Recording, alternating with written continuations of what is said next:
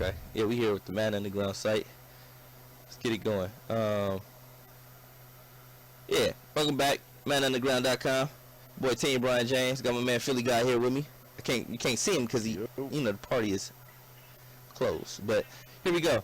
We're gonna start with the outside linebacker. We're gonna go over some of these outside linebacker ratings, some of these ratings and stuff like that. Clear some reposts from EA. You can visit EASports.com. See the full details on what's going on there. All right, you got Von Miller at the outside linebacker with 97 overall, 6'3", 258 pounds. Miller returned from last season, 14 sacks is great. Best outside linebacker, 93 block shed, 99 finesse moves, and 89 power moves. What do you do with something like that, man? Like that's that. And then what's the linebacker they just picked up from Mizzou? Shane Ray. Yeah. So you got him on one side, you got Shane Ray, and then you got the other Brandon Marshall. Still, like, they got a cool little linebacking core with DeMarcus Ware too. See, that's what I'm saying. Like, that's a cool. Hey, Broncos low key kind of nice right now. Yeah, I mean, they're young and they're talented. They got talent all over the field. They're young and they're talented all over the field. Broncos low key kind of nice right now. I don't know, man. And then that's not. Yeah, that's see. They're talking about him. They're not even talking about his supporting cast and the talent that's around him and the scheme that they're in.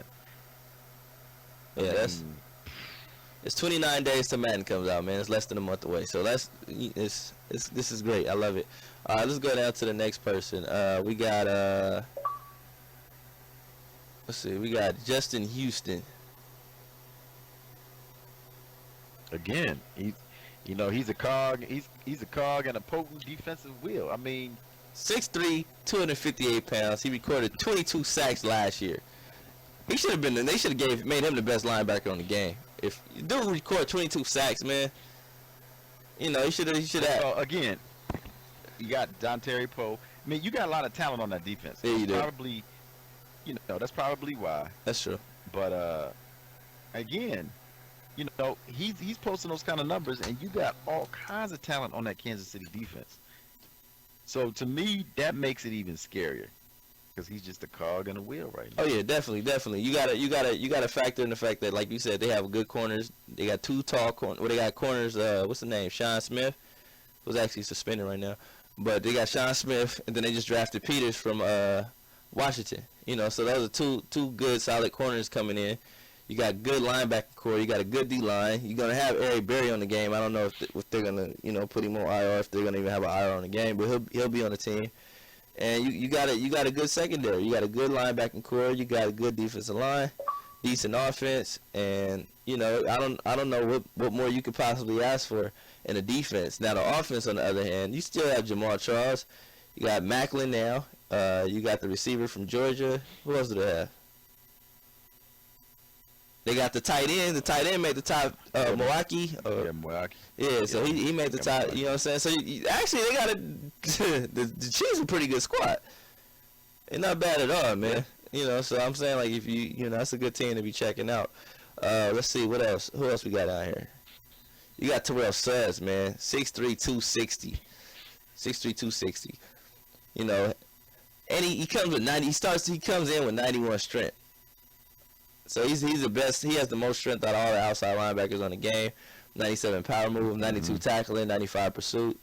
So I'm like, what are you gonna do with that? Like, what can you do with that? Like, there's nothing you're gonna be able to do with that. As far as stopping that. If dude coming off the edge, with the right user controlling him, Terrell Suggs could be a problem for any offense on the game. Mm-hmm. Let's see who else we got. The Ravens are one of the sleeper teams. The people keep talking about. I don't know how though. Like, how could they be a sleeper team with that defense? They got a cold little defense over there. They got secondary. They clearly have linebackers. When you got two linebackers in the linebacking top 5 in each position, they posted the middle linebackers yesterday. They had Darryl Smith over there. That's not even counting C.J. Mosley. Then you post the outside linebacker. Then you got Terrell Suggs over there. So I'm like, come on, man. Let's see. They might even see who they got playing defense in and D tackle tomorrow. Well, I mean that division is known for being in the AFC, like one of the best divisions in defense.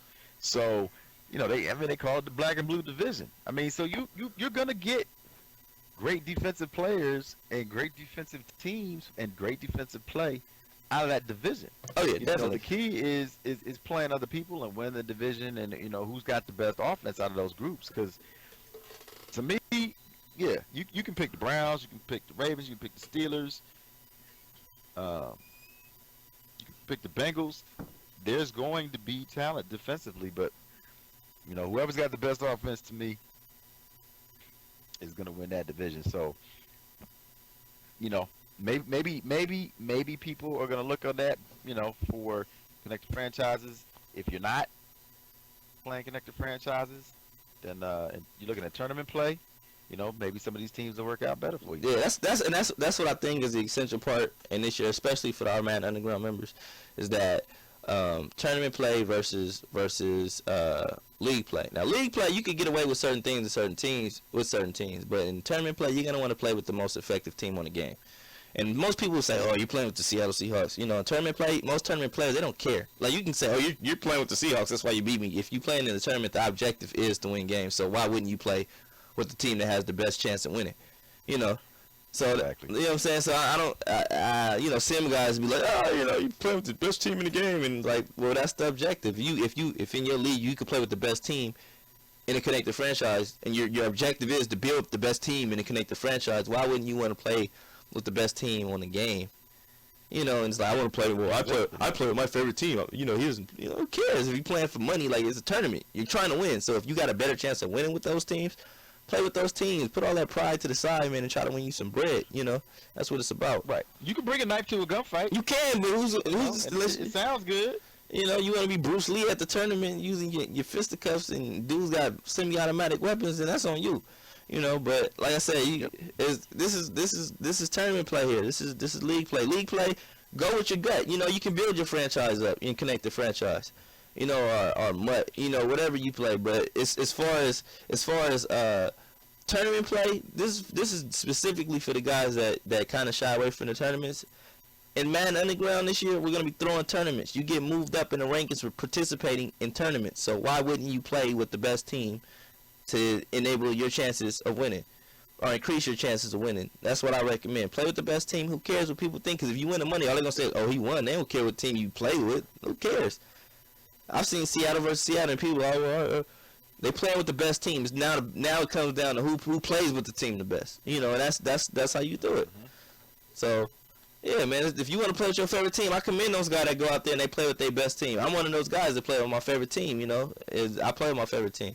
But if I go to a tournament and I see somebody playing and my team don't match up with that team well, then I'm not going to play with my team. I'm going to play with a team that matches up with that team. It's all about matchups. And I feel like it's going to be really about matchups this year, given all the new features they have and stuff like that. It's going to be about scheme and matchup. And a lot of these players, like, say, for instance, like Dante Hightower, a lot of people are talking about the Patriots are dead and there's nothing there. This is what you got to realize. You got what's the receiver they got that caught the pass in Super Bowl, the co-Super Bowl MVP? Edelman. You got Edelman, you got Amendola, and you got LaFleur. And like, people say, oh, they don't have any weapons. They don't have any weapons, but they are the Super Bowl champions, and Madden always shows love to the Super Bowl champions. So you know that they're gonna have decent numbers. Whether just if they may not have the speed, the breakaway speed, but their route running is gonna be precise. They're catching the traffic as far as them holding the ball once they get hit is gonna be precise. So you just right. and their scheme might not be for you. Yeah, you got it. That you have to play with that team. It might not be for you. But it's somebody that'll dink and dunk and play like Tom Brady. And pick their spots. That team can be dangerous. That team can be very dangerous. That's what it's all about. And you got Tom Brady at the helm, and then, like I said, you got Dante Hightower who comes in at a 93 overall. He has 86 zone coverage, so that means that you can drop him back. He's a linebacker that can play the pass. 95 tackling, 90 hit power, 92 pursuit. Those numbers right there alone is something that at the outside position, that whatever side he's on the field, whatever side if on his side of the field, he's going to handle his business on that side of the field just based off those numbers alone. So I'm quite sure that the linebacker on the other side is not that big of a slouch to the point where it's going to be a huge drop off on the other side. You know, they got players. The Patriots are a solid team, and they always bring in solid players that can execute, and always reflects in Madden every year. Every year, they never. Well, I hope so, Brian, because I'm sorry, I'm still venting a little bit, but there have been too many times in certain versions of Madden where the elite players don't play like elite players. Oh yeah. You seen that? You seen No Name Joe was killing them or beating them. Oh yeah. Like those kind of things drive me crazy. At the end of the day, though, it all comes down to how you execute with your team. You know, somebody can have a better team, but like I said, if you want to increase your chances, if you're good with your mediocre team, then imagine how you would play with a better team. If you're okay with a better team, then you better just stick with that better team, because if you have a mediocre team, you're probably gonna suck. You know, it's just the facts. You know, so like I said, the Patriots, they have Gronk, who's a 99 overall, and I'm quite sure there's not many 99 overalls on the game. It was outside of Gronk and maybe what's his name when they get to him, when they get to the corners and stuff, like Revis and Sherman, and but Gronk is a 99 overall. They gave him a 99 overall, so I'm quite sure and what's his name? Aaron Rodgers. Aaron Rodgers was a 99 overall, I think. So yeah, I agree with that. I agree with those two 99 overall dudes. Because they're the best. And it's hard. They're the best at their position. They're the best at their position. All right, so bar none. But all right, so let's take a look at DeAndre Levy or Levy, whatever however you pronounce his name these days. His name he still, like they said, he still hasn't made a pro, but yet. But he's been making a name for himself. They gave him a 93 overall for Detroit. He has 95 play recognition, 96 tackling, and 96 pursuit. So I'm quite sure he's going to be wreaking havoc on the field, enabling the Lions to be competitive on the game this year. Not saying that they weren't any other years, but this year it makes them a little bit more competitive and things like that. So if you play with the Detroit Lions, or if you're in the what is that, the NFC what division is that? Packers, Lions, Bears. I'm not sure. I think it's the North. I think it's the North. NFC North. But yeah, that division, Levy is going to bring a huge impact to that division with those players and stuff like that. I could be wrong about the division. Don't fact me on that. Wait a minute. For who? What division is the Packers, Lions, and the Bears and all that? Oh, that's easy. That's the NFC North. Okay, I was right. Monsters of the Midway. Monsters of the Midway. Okay, I was there then. I was correct about it. But yeah, like I said, DeAndre Levy, he's a beast. He's gonna wreak a lot of havoc, and you want to make sure that if you got Detroit, you get Detroit in your connected franchise. Or if you're just a Detroit fan, you guys got a player that made the top 5 at the outside linebacker position. So make sure you use him to your advantage. You know, he like I said, 95 play rec, 96 tackling, 96 pursuit. That's a lot of big plays waiting to happen right there. So make sure you guys lock into that. Well, again, we can't stress this enough. Scheme is so important. I mean, you can pick the best team in the game, and if your scheme is crappy, they'll bail you out 9 times out of 10. But when you start playing against people who have schemes, who have talent, who know how to play the game, that's when you can get exposed. You need to be a student of the game. The team is really supposed to be. They're supposed to fit your MO, how you play the game, how you approach the game, some of the things you like to do. Too many times people lean on good teams and good players as crutches, and that's not how you want to start off the Madden season. You want to find out, hey, if I like running the ball, maybe the Broncos aren't the team for me. If you're trying to play that power smash mouth, maybe the Broncos ain't the team for me. You might want to find certain teams that fit your style of play. Oh yeah, definitely. That's critical. Definitely. And that's for tournament play. That's for connected franchise. That's for everything. Don't just fall in love with the ratings. Don't fall in love with what these guys can do. Take the time to figure out, are they gonna fit the scheme that I run before you start blaming the players for not doing what they're supposed to be doing.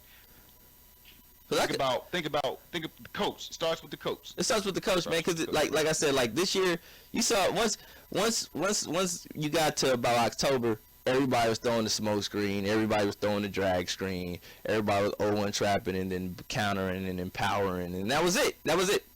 That's all you saw. Trap, power, counter. That's run plays. Smoke screen, unbumpables, And then if you went to tournaments, you had the route swap. So I'm saying, like, with all that being taken out of the game, what the hell do you guys have left?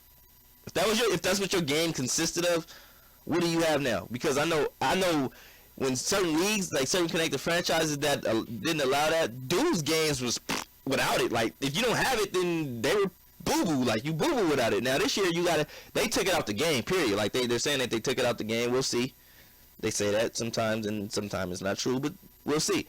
You know, and then they took it out the game. You got dudes that's gonna, you know, we're gonna see if your game is really what it is, man. We're gonna see what you really about. Can you play without it? Or are you really not? So you're gonna be like, hey man, this year's game is boo boo because I can't route flipping. I can't do my drag screens, and I can't do my you know, they saying smoke screen is realistic. Right, you know, can't read coverages. You can't read coverage. You know. You gotta play football. What I'm reading and seeing is you gotta play football this year, and they're trying to make it a little bit more sim. You know, whereas real simulation football. It's supposed to be a simulation of real football, so that's the whole point of it. So they're trying to make it more realistic. So if you can't do those things, you got to play straight up football, and it becomes a thinking man's game. It becomes chess instead of checkers. Then what do you have now? Are you able to go to the lab and put together a solid game plan, or are you just gonna sit and waste your time labbing up glitches or you know, trying to find little errors in the AI and stuff like that? Because there are some people that just sit there and look for that kind of stuff, and if they can't find it, then they don't play the game. And you know what? And that's always been a part of the game. And again, we can't reemphasize this enough. Some people build their schemes around that. No, definitely. Have it in their repertoire. Yeah. But if you're gonna be one of the top players in this game, you have to be a student of the game. There are schemes, you know, there are strategies on both sides of the ball. You know, make no mistake about it. These guys aren't going in here and winging it and just picking plays that they like. They have put a lot of time and battle tested, you know, these plays and these scenarios, and that's what you need to do. You need to get out of your comfort zone. Stop beating up on the same bums that you know, because you want to feel like you a big man. Like, you want to feel like you good. You want to feel like, oh man, I'm the boss. I'm this, I'm that. Look, get outside your comfort zone, and sometimes you got to do that. You got to see where the better talent is, and at MaddenUnderground.com, you do get an opportunity. There's already a network of talent that's set up through leagues, free agencies, tournament play, and you get an opportunity to really see how much of your game you have to work on. You get a chance to see if you can maintain that top spot, because you might come out, you might be that dude, but can you sustain it? Do you have longevity?